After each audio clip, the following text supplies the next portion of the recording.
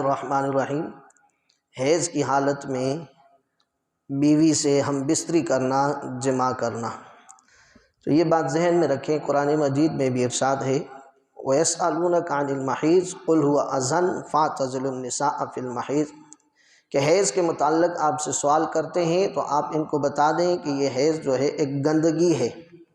لَا تَقْرَبُوهُنَّ حَتَّى يَطْهُرْنَ، حیض کی حالت میں عورتوں کے قریب نہ جاؤ یہاں تک کہ وہ پاک صاف ستھری ہو جائیں، حیض ختم ہو جائے، غسل کر لیں، پاک صاف ستھری ہو جائیں۔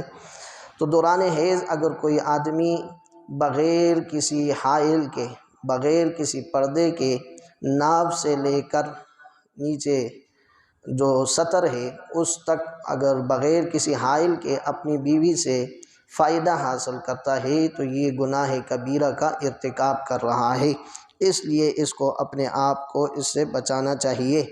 ہاں، اگر شہوت کا غلبہ ہے تو یہ جو سطر ناف سے لے کر نیچے تک ہے، اس کے علاوہ درمیان میں کوئی پردہ حائل کر کے اس کے علاوہ جگہ سے وہ فائدہ اٹھا سکتا ہے، فائدہ استفادہ دونوں کر سکتا ہے۔